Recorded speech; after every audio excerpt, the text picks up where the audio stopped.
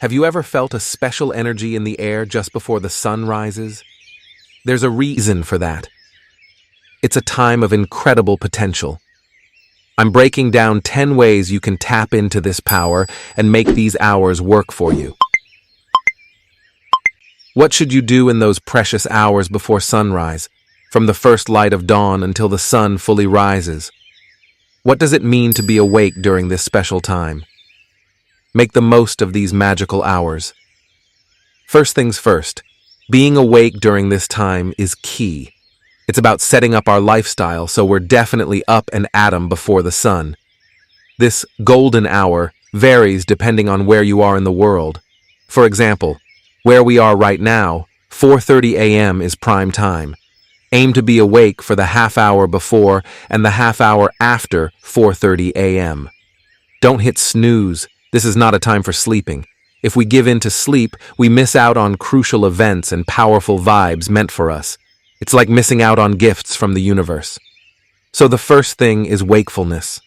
We need to schedule our lifestyle to be awake during these hours before sunrise. What should we do during this time? When you're awake, you've already accomplished 50% of the work. You're signaling to the universe, I'm ready. I'm a soldier ready to receive your blessings, your vibrations. This is huge because you've declared your readiness. The second thing you can do is release resentments. Imagine the day's blessings are like a heavy, refreshing spring rain. But there's a catch. The place where you are is covered with a waterproof sheet, and not a single drop can penetrate, no matter how much it pours. What do? You get rid of that sheet. This sheet represents resentment. For whatever reason, towards anyone, anywhere, for any cause, we hold on to resentment. If we want to fully benefit from the abundant rain of dawn, we have to identify and release these resentments. Third, cleanse your heart. During this time, take a look inward. Imagine your heart is a house with mischievous kids running around, making a mess, throwing everything they can get their hands on. It's normal. If you have a few active kids at home, they can turn a tidy house upside down in an hour. Everything is out of place, scattered on the floor. So what do? You've got to tidy up right away. Every mother in the world does this. Why don't we tidy up our minds? Why not clean up our hearts? We've been living with this mess for 40 years and expect things to just magically get better? Come on. If a house hasn't been cleaned in 40 years, with stuff scattered everywhere and trash piling up, would any prince, angel, or divine being want to step foot in there? Heck, even a monster wouldn't want to hang out in that mess. So, heart cleansing is crucial. Our hearts are constantly cluttered with resentments, stubbornness, grudges, envy, and ego. We need to constantly tend to it and take out the trash. The fourth thing we can do is spiritual recitations, remembrance. It doesn't matter what language you use, Farsi, Arabic, Armenian, Urdu, Russian, Swahili, sign language, even the language of a simple glance. Spiritual recitations mean remembering the center of the universe, the one who created me, who provides for me, gives me health, allows my heart to beat, my kidneys to function.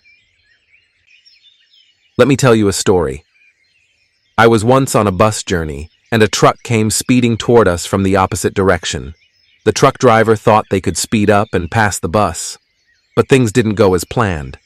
Instead of slowing down, the driver kept speeding up and crashed head-on with the bus. Several people died in that accident.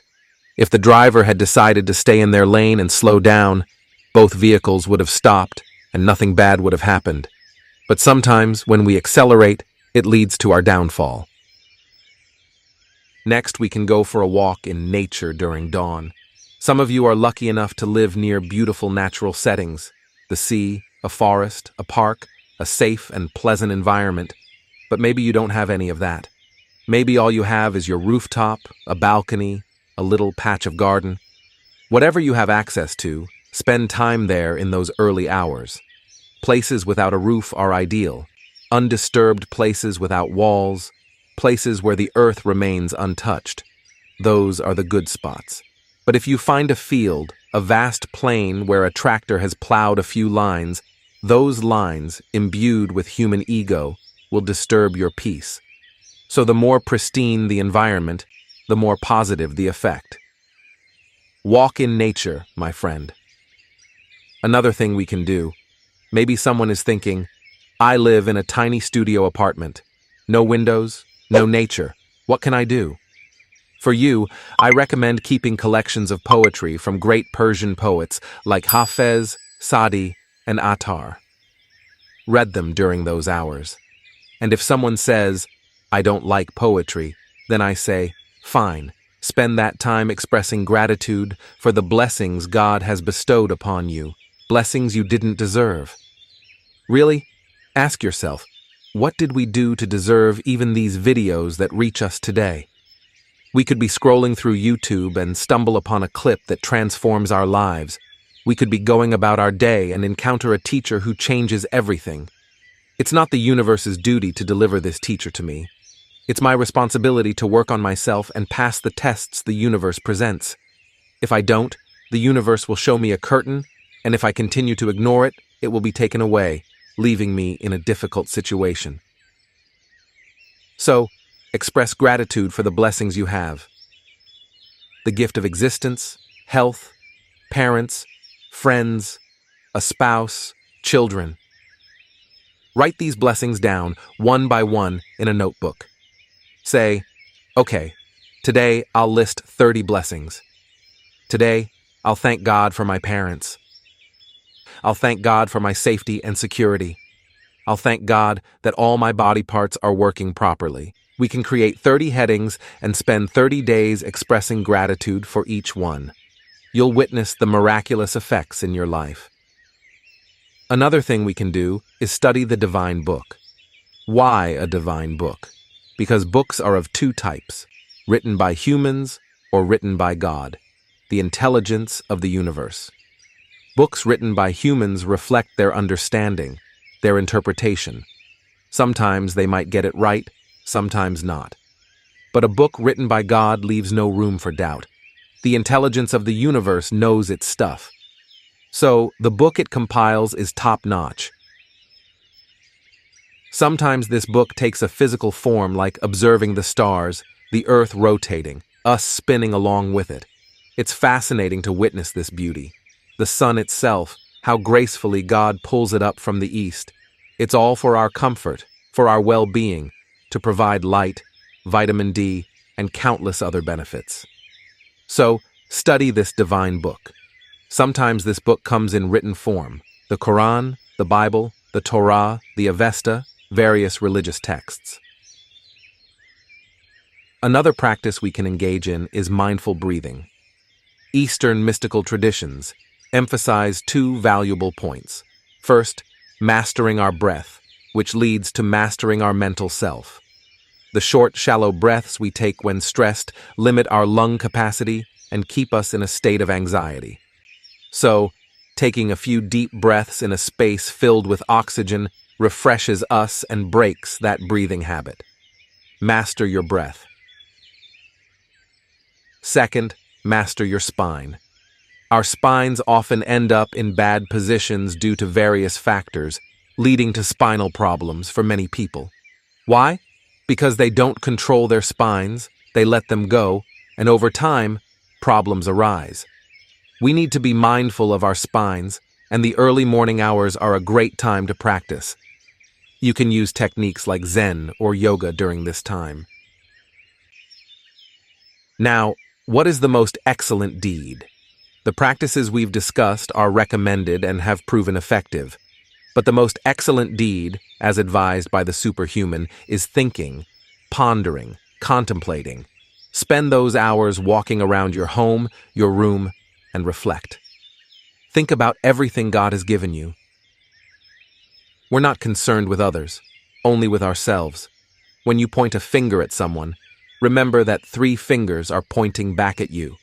1, 2, 3. You. You are responsible. You are responsible. Any situation we're in, good or bad, we created it ourselves. We need to understand this scientifically.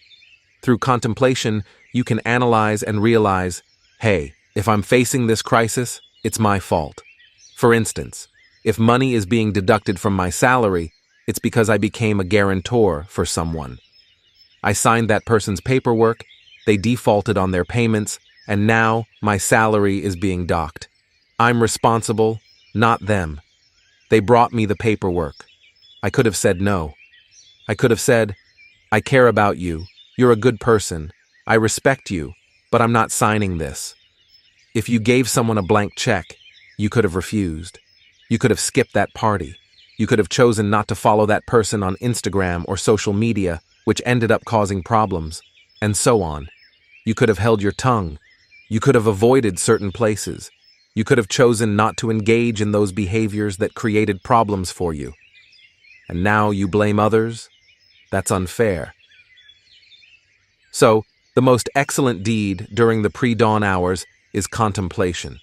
This contemplation, in a remarkable way, frees us from the mental ego. The mental ego's nature is to keep a person trapped in their own thoughts, constantly engaged in self-absorption. It's like when your computer gets a virus and gets stuck in a loop. It keeps scanning your hard drive, checking your keyboard twice, your monitor, restarting, over and over. It works hard, but accomplishes nothing because it's not processing any data. We were created to process data, to think, and this thinking is extremely important. Religious texts emphasize this heavily. Contemplation is highly valued. Try out these 10 methods based on your own perspective, preferences, and capacity. We're committed to encouraging you to stay awake during these hours, no matter what. You might try all 10 and find that, for example, you benefit most from studying the divine book, or maybe from contemplation. Whatever works best for you is great. Know this: those who have had spiritual experiences believe that angels come to our doorsteps with gifts. They wait for us to open the door with pure hearts and clean hands to receive these gifts. If your heart has even a speck of darkness or your hands are dirty, you won't receive the gift because it's wrapped in pristine white, and even the slightest blemish will show. Don't reject these gifts. They come to the doorsteps of all humans, regardless of their beliefs, background, or system.